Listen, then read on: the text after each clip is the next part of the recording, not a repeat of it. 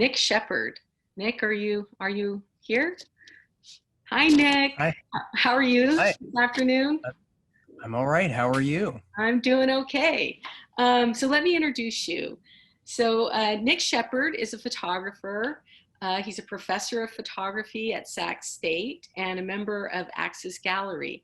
His show, Reflection, is on view by appointment at Axis through September 27th. So you don't have much time to take a look at that work. Schedule wisely, folks, and get in there.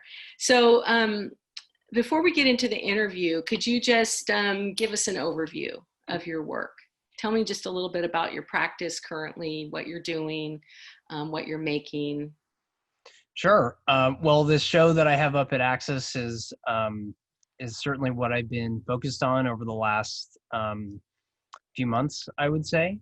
My work generally is about sort of the ways that we construct images and the ways we construct spaces and trying to find ways to associate that. So that doesn't necessarily mean photographing spaces necessarily, but that we interact with things in the built world and we don't necessarily think about the way that we've put that together or that they aren't there just naturally. And the same thing with images, that images don't just come about, but that we put them together in different ways. So try to explore those ideas in a number of ways. So your work, to me it's a little difficult to wrap your head around quickly. I mean, I think for me, I need to spend a lot of time with it. But if you could just give the audience an example of one of your installations and maybe one of your printed materials, just so they can get an overview of a specific example. Sure. My most recent sort of main gallery solo show at Axis was last fall in October. That was called A Mechanized Pencil. So this piece was in that show. And for that, I built a unfinished wall sort of diagonally across the gallery. So you were seeing the wood studs that make the wall. You're seeing the drywall that forms the surface of the wall.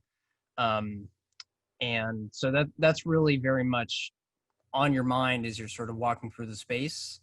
And then the subject matter of the show. So here's one example with just a white panel that's been reflected with different colors. Then I had a number of photographs of like shiny insulation or just strapping that kind of came on packages that I received. Actually, packages for the frames that these things are in.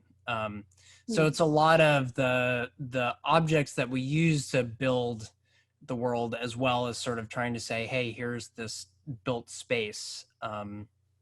And it's great that you feel like you don't sort of get it right away. What I want to have happen is normally we scroll through our phones and see, hundreds or thousands of images every day, and we sort of flip through pictures. So if I can find a way to stop you or have you revisit a picture with some kind of other idea, that's really what I'm trying to get at in my work. Mm-hmm.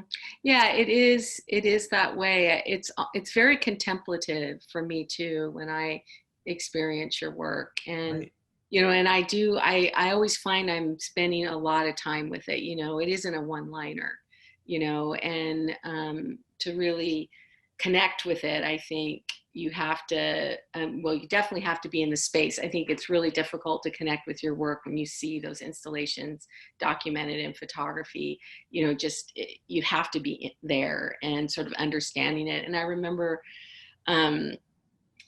thinking about something when I saw your installation there at Axis that, I've always had this idea of, our houses and how they, there's this sort of this false protection, like you could just kick your foot through the door, or the wall, and there's the outside world. Sure. Like it becomes, and that's what I started thinking about when I was in that space. And I just saw it was really interesting. And then talk about this other, your collaborative work. I know you work a lot with other artists, and I'm fascinated by that, when artists work with other artists and to develop their work and what that process is like.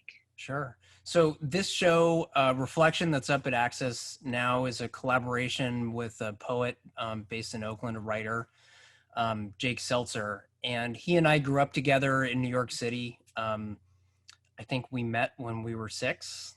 We grew up, we were in school together. We played baseball together, all the way basically up through college. And so we've always sort of been talking about doing some kind of collaboration in a more sort of serious way. And when COVID hit, I was really thinking, I mentioned before that we sit and we scroll through images. Mm-hmm. I was thinking so much about kind of the imagery of like the things I longed for. And early on in COVID, it was, seeing people or playing some sport or, my students at Sac State were mourning, rightly, they were mourning not being able to graduate with each other.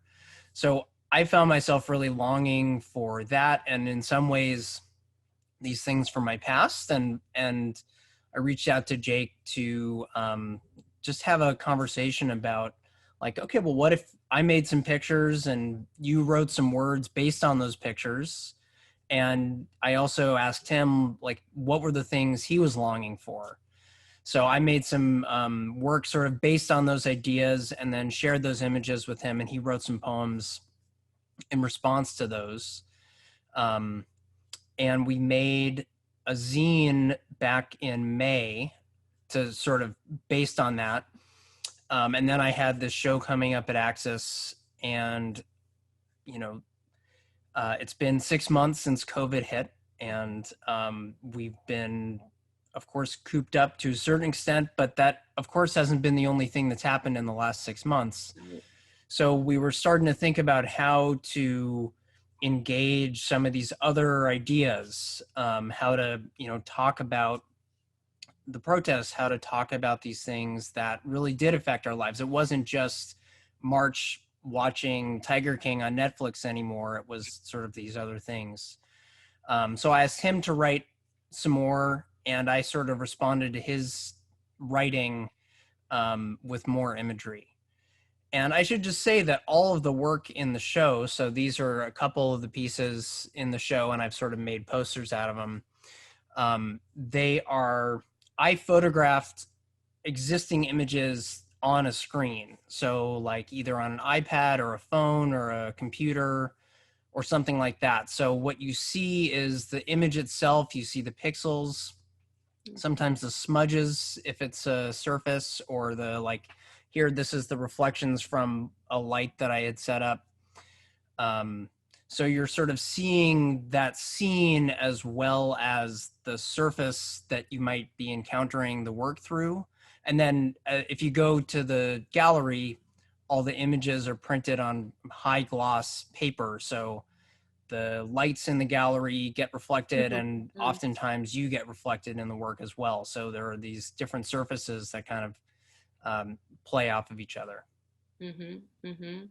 So back to with your collaborator in this latest zine that you did, do you ever edit each other? So that's a funny question. Yes and no. I think for the most part, I just wanted to respect what he had written. There were some poems, so like there's one in the show that goes through a lot of different ideas, and it's paired with 2 images of Serena Williams just after she won the Olympics in 2012. That was a really long poem, and it seemed like it was very much sort of, it needed to be one thing. And then some of the other pieces that he wrote, I couldn't tell if it was like 20 stanzas or 20 poems. So we sort of had a conversation about that. And he said, for that one, yeah, it could be stanzas, it could be poems. What do you think? And so we sort of had a conversation. So that's an example where I sort of ended up pulling out parts of a longer thing that he sent me into shorter poems. But I would say for the most part, it was really just about a back and forth, not so much about like editing each other. And to a certain extent, that's just where our minds have been over the last, 6 months or so. So. Yeah, it's just really interesting to me to understand how that all works. How do you choose the people that you work with? Are they friends of yours, colleagues? Have you ever worked with someone that you don't know? I haven't. I guess I would say most of my collaborations have, like, this one is the first sort of like collaboration full from the beginning to the end. Mm-hmm. On the installations, I work really closely with my wife on sort of plotting out where the work is going to go. In the ones where I've built the volumes or built the walls, we work really. She's been incredibly helpful. Maggie has been incredibly helpful in thinking about how to lay out the work and just how to kind of make it connect with visitors. Mm-hmm. So she's sort of the like behind the scenes collaborator, very much. Yeah. So we're in this moment where you're making this current work. How did you get to this place? How did you evolve? If you can talk about that briefly, to this current body of work. How far? I mean, how early should I start with that? Maybe just a couple examples, of how you got to this place. Yeah. Well, I think this work is a pretty different for me than, I mean, I think there are relationships, the idea of surface and asking viewers to consider kind of like what they're looking at and how they're looking at it. And I don't know, maybe the truth of that. The previous shows, I would say, really came out of, I had been doing much more sort of traditional still life work. I was a studio art and art history major in college, and I spent a lot of time studying Dutch painters, and then really in grad school tried to think about what effect Dutch painting had on contemporary photography and the relationship between sort of early global mercantilism and then, high capitalism and so on. So that interest in still life, where I was really interested in mundane objects and trying to look carefully at them, tried to bring that and make it feel a little bit less like a riff on Dutch painting and make them feel kind of more contemporary. And I think they've become more abstract as I've done that.